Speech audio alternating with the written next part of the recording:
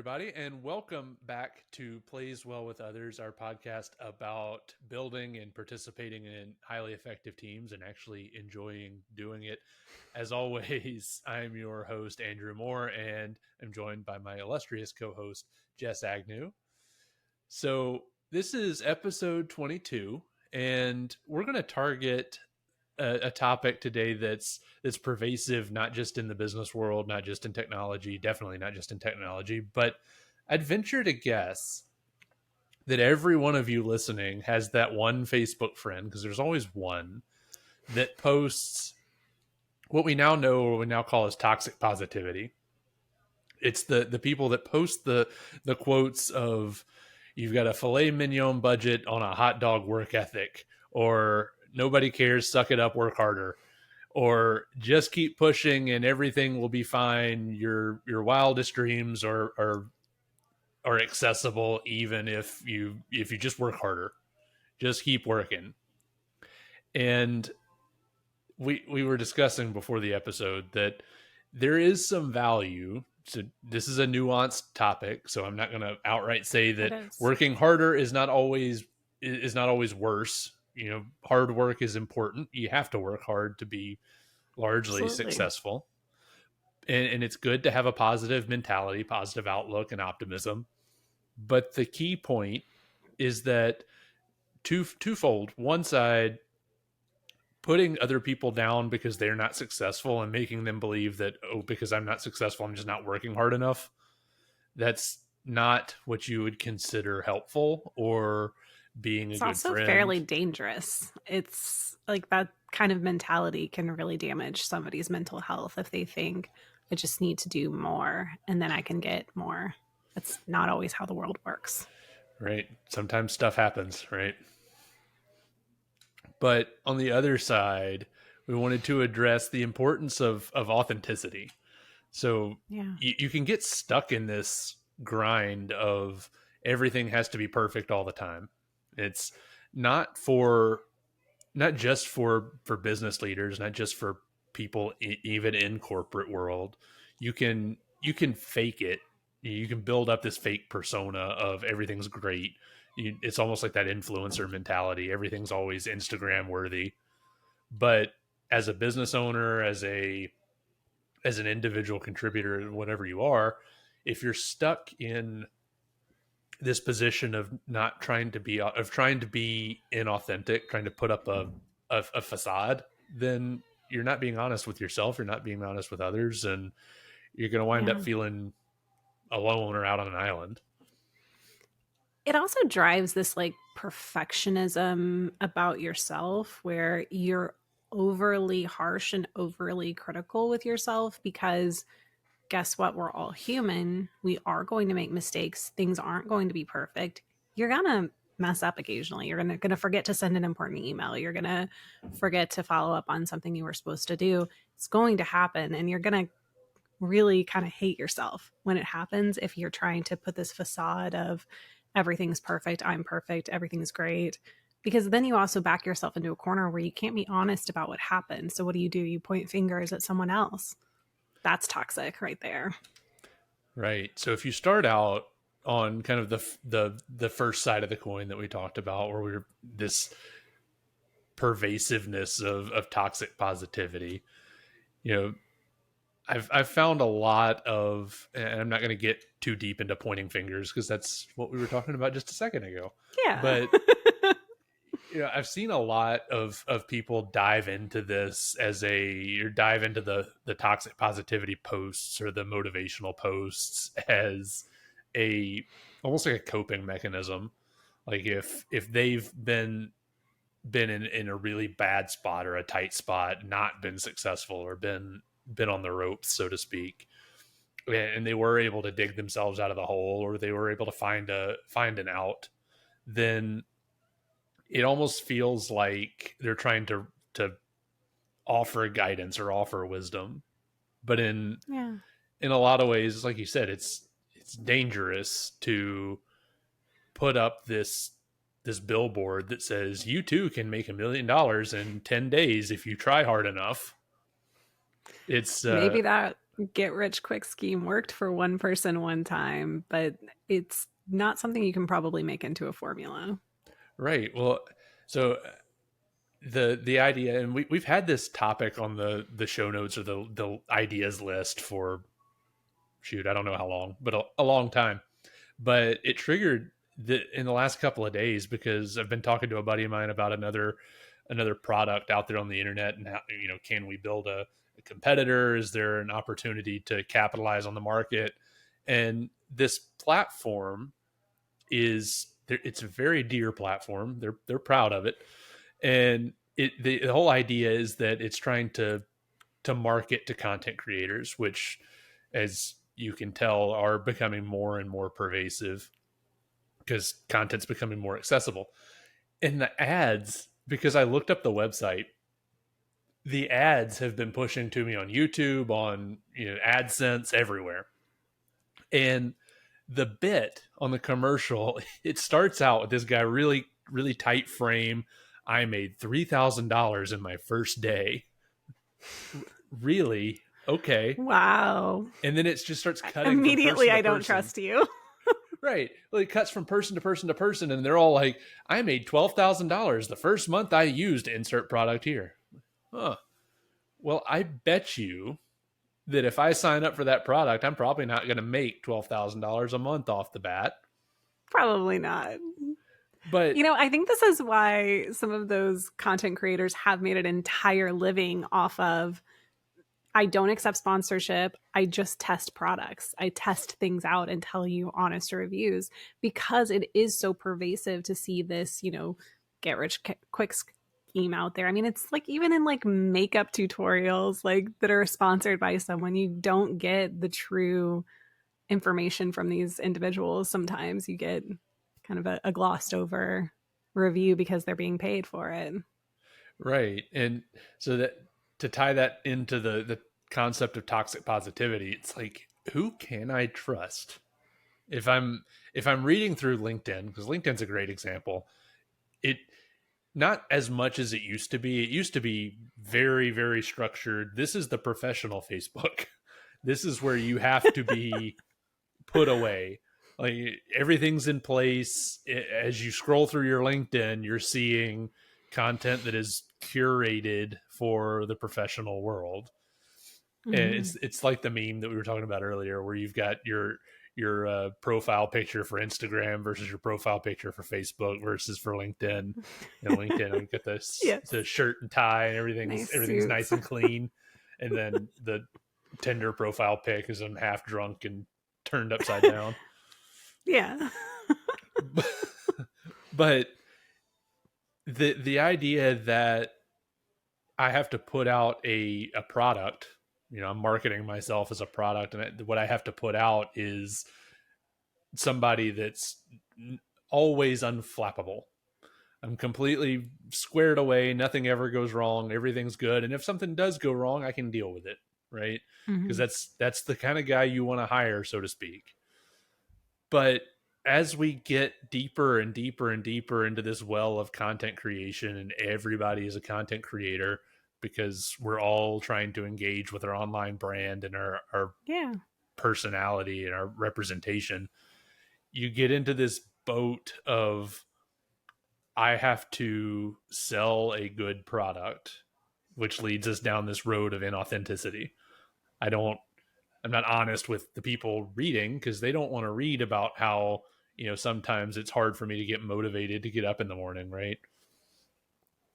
Yeah.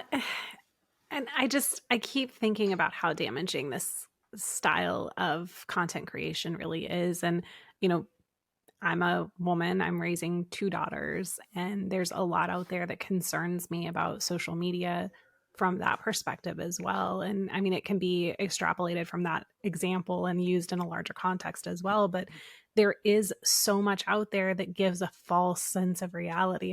It's that Instagram filter on reality. You see somebody's house and you feel bad about yourself because your house doesn't look like that. You look like a, clutter goblin lives in your corner, versus somebody on Instagram who has this gorgeous house. Do they live there? Like, how do they live their lives? Are they joyful in their home, Or are they scared to not put something in the dishwasher right away? Because I got to be honest with you, I'd rather spend a little bit of time with my children than do the dishes right away.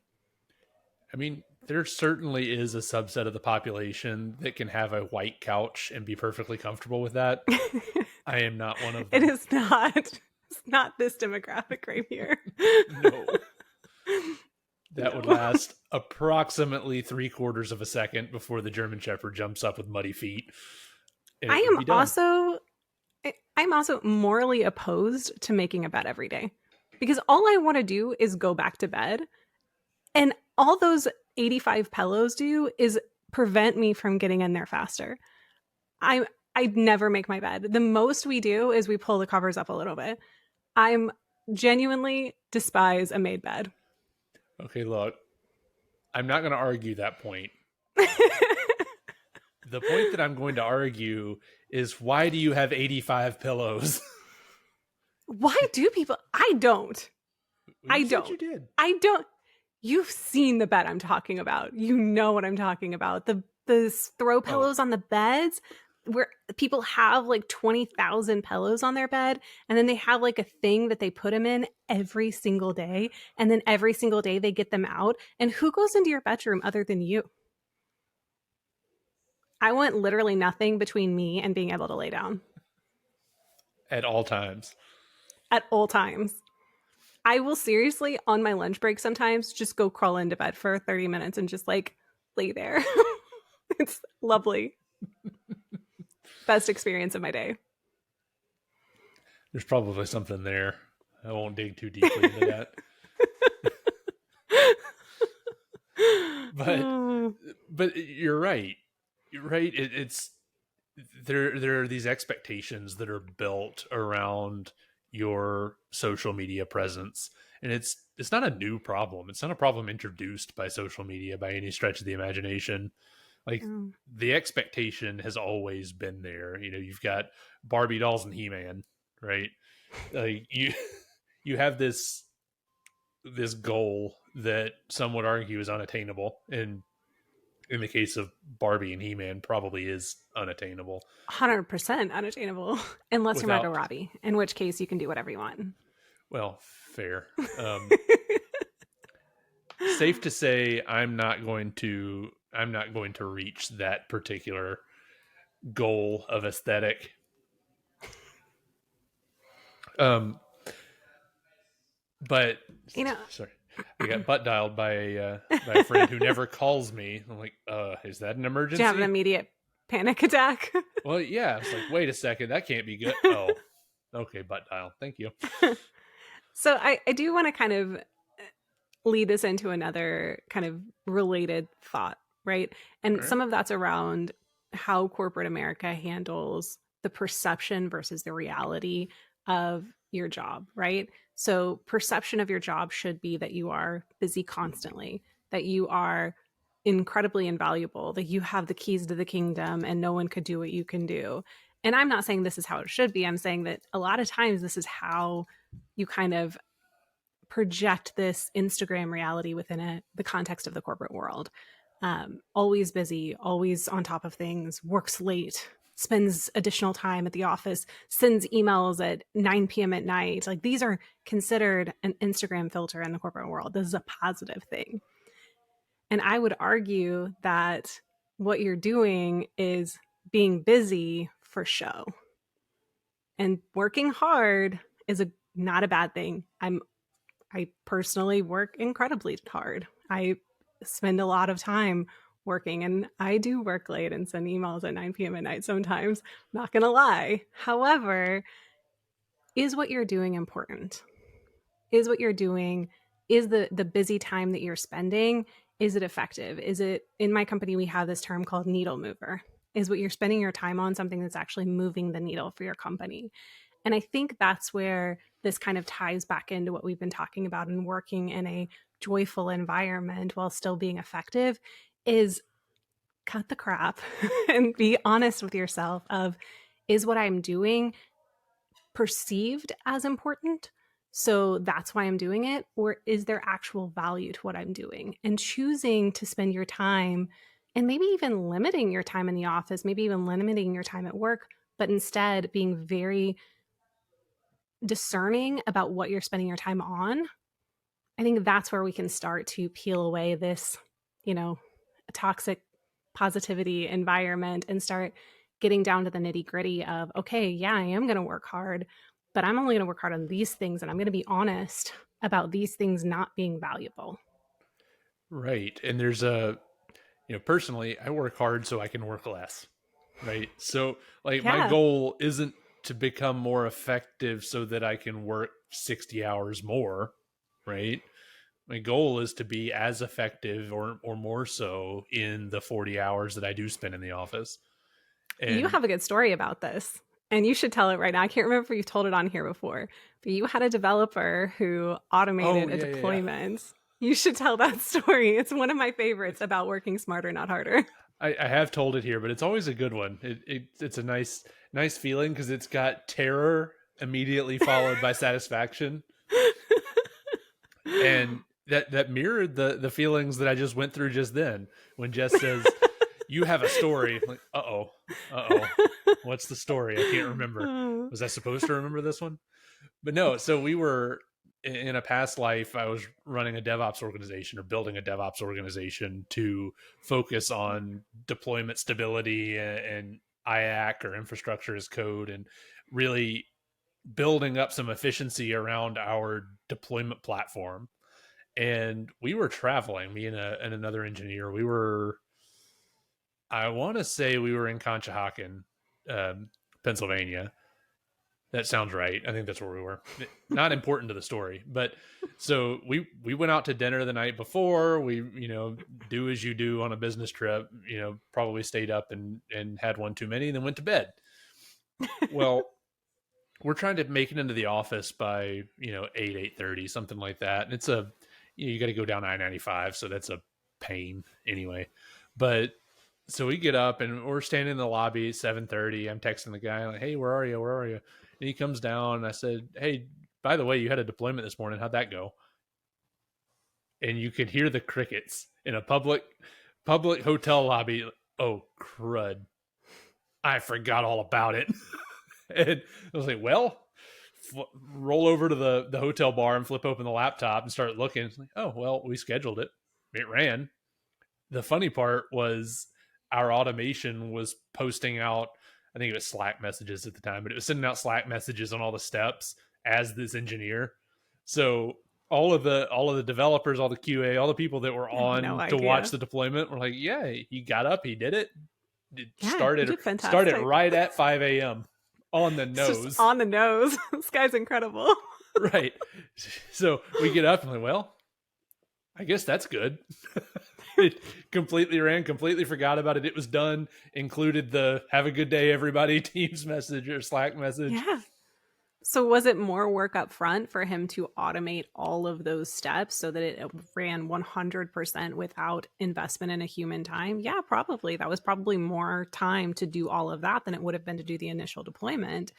But because that was done, every deployment that followed had this already written out and could be utilized over and over and over again for success. Guess what? We didn't wake up anymore, Which is, I mean, that is the best story about work smarter, not harder, because you just earned yourself an additional 2 hours worth of sleep. 3 hours? I don't even know. A lot more sleep. In that case, and I'll toot our horn a little bit, but in that case, we reduced the deployment time required for this particular software platform by 300%.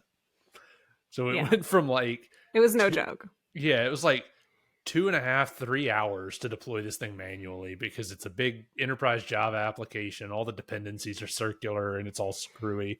So you have to deploy everything in the right order and everything has to go perfectly. And if it doesn't go perfectly, you got to start over.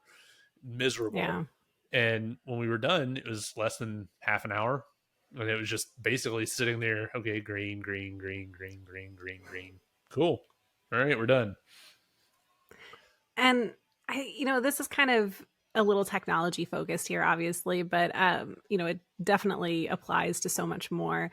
But one thing that I do really like about kind of the agile philosophy is that your concern, and this might be specifically Kanban, but your concern is not about individual contributor output. Your concern is about what the team accomplishes.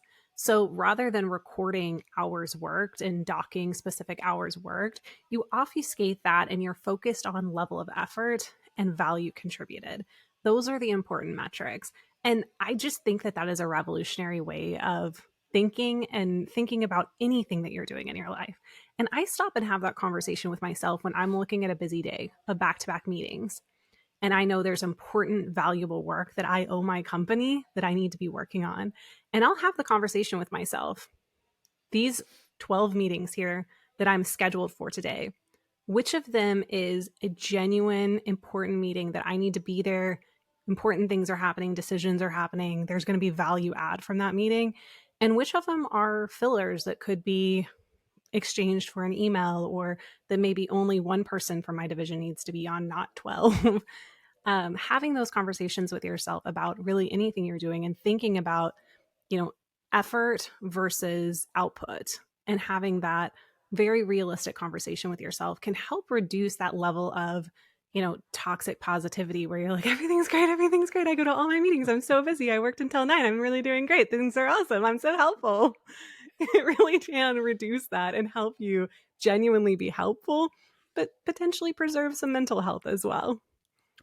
Well, right. And it's the way that I try to think about it, and I'm just as guilty as the next guy of looking at the calendar and like, oh, well, this is going to be a crappy day because I get 10 minutes for lunch at 3:00. Great. But can't get into bed in that short amount of time. It's a measure of success. Yes. But the way I try to think about it is, am I doing the things that only I can do? Can this be delegated? And that makes me have to think about the work that we are doing. And I'm not hiding behind the we. It's us as a team.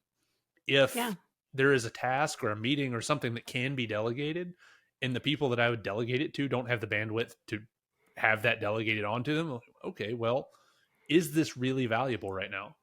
Should we be working on this? Because especially once you get to like that VP tier where your decisions have a lot of horsepower, you can get into the situation where you can start a whole lot of things and you're not responsible for finishing them. So you're like, well, I've done the work. I've done all the prep work. I've scoped it out. I've funded it. I've resourced it.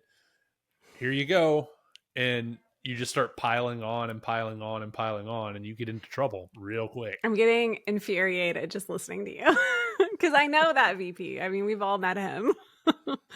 But there's a great quote from a Kanban training I went to a few years ago: stop starting and start finishing.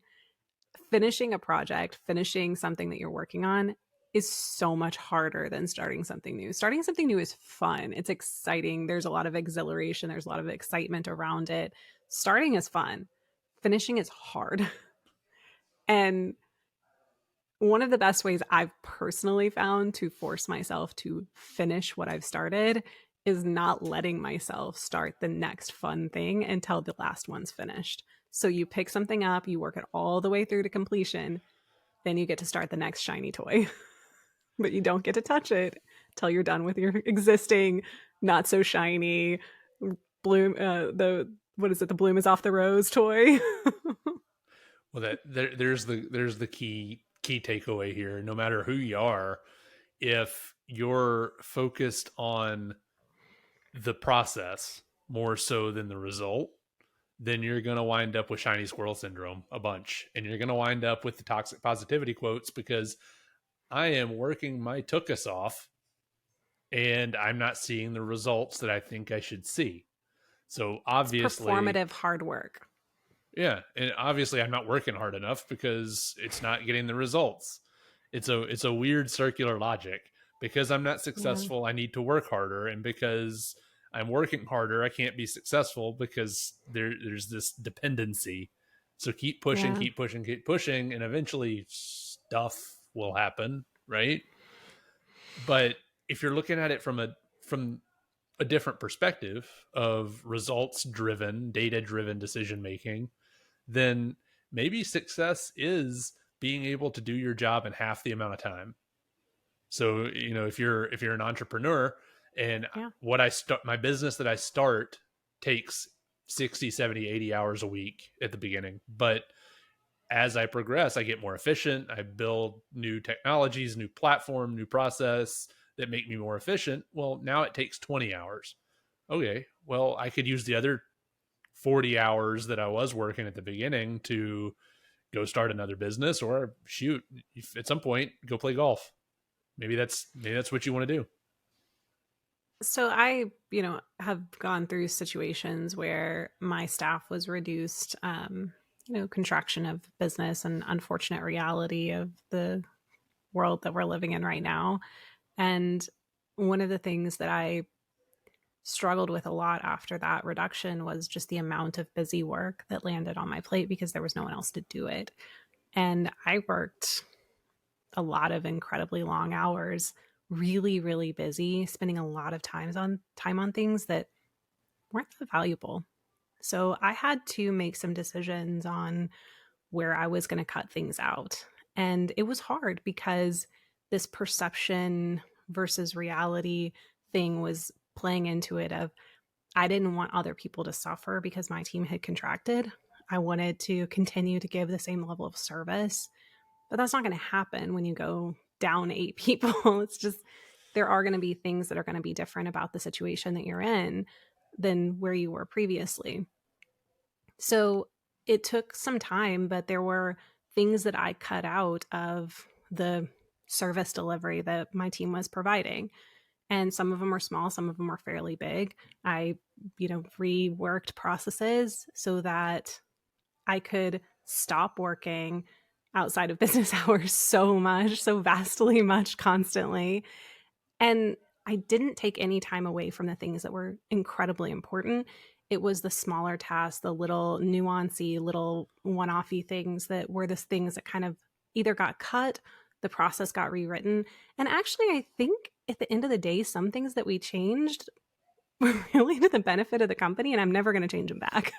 They ended up being much more efficient doing them the way that we're doing them now versus how we were doing it before. But when you take a hard look at where am I spending my time and where can I potentially make some adjustments that won't have substantial real impacts on my business capability, but will have substantial impacts on, maybe how busy I look. Those can be really important ones to consider.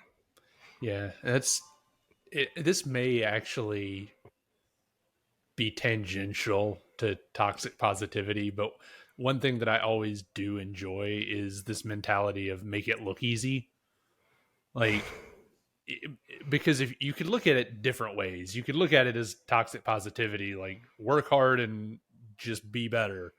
Or you could look at it like, well, don't glorify or romanticize the working like a crazy person all the time. Don't Yeah. make that the goal, not for your peers, not for your team, not for anybody, because what you are objectifying, what you're acting out is going to be what people strive to be. And that's how you ruin a culture in a hurry. I've done that, man. Like I have worked the long hours, sent the weird timed emails, like just worked weekends, etc., and thrown myself into it thinking I was building something really positive and showing my team that I worked as hard as they did. But really all it did was made my team feel like they needed to work as hard as I did. And I say hard, but work as much is probably a better way to say that because was it effective? Was it the right thing for us to be spending our time on? Or would my team have been better served by a leader that was more realistic about what a human should, contribute to one thing? And maybe we narrowed our focus and were more effective on the things that we did do rather than spreading ourselves so thin and trying to do everything. Well, I definitely had more success with narrowing focus and being more specific about where we were spending our time. well, I think that is a perspective thing too. So, especially like if you're at the director VP level, you may not always have your best work from 8 to 5. you may be in a situation where, you know, you've cooked dinner, you've had dinner, you've washed up, and you're sitting on the couch. Oh, I've got this idea. Well, sometimes that means I need to send an email or a Teams message or a, hey, remind me to talk to you about this thing, which I love that Teams and Outlook and email clients now have the ability to schedule a send. So that's what I was going to mention. I actually think that's a really cool thing, because then you can work when you feel motivated without making someone else feel like they should be working at the same time you are. Right. Well, I've recently bumped into, I've been trying to build a strategy deck or a vision deck for our application architecture going forward over the next 5 years. And there were just 4 or 5 days in a row where I just severe writer's block, and just staring at the blank slide. I've drawn the architectural diagrams, but I can't, because I'm trying to play staff engineer, chief architect on top of VP, strategic leader versus tactical versus technical, non-technical. I couldn't get it but drawing the line between all of those things, right, and they're all parallel and with transparent ink. I couldn't get it down, and it was days. And finally I got it. I wound up leaving the house, and I made a LinkedIn post about this. Like, if it feels like you're stuck, go do something else, leave. I took the work with me. I jumped in the truck, and I just had to do something else. And like at 7:00, I'm sitting there at a different place banging it out. Well, you know what? That 7:00 email may look to the rest of my team like, oh, well, he worked from 8 to 7 and he's putting in extra hours, and I probably should do that too if he's doing it. Well, the reality of it is I spent several hours like having to pace around the living room or walking down the street because I can't come up with the words. So it's a different perspective. I'm not sitting there in front of the desk banging out work for 9, 10, 11 hours. It's just not reality. Yeah. But there's almost certainly a whole nother episode on, I'd call it tips and tricks. Let's get more tactical and practical on how to manage work and how to manage culture and how to bridge the gap between effectiveness and time spent. But we are vastly over time on this episode. So if you've enjoyed it, you've made it this far, really appreciate you. Go ahead, drop us a like, a subscribe, a comment, especially if you're on YouTube or Apple Podcasts that allows you to leave text reviews. Go ahead and do that. It really does help. Let us know that you're listening and give us some perspective. We've seen some more engagement recently out of the YouTube side of things. So keep commenting, keep dropping us a line there. We love to hear from you. This has been episode 22 of Plays Well with Others. Thanks for listening.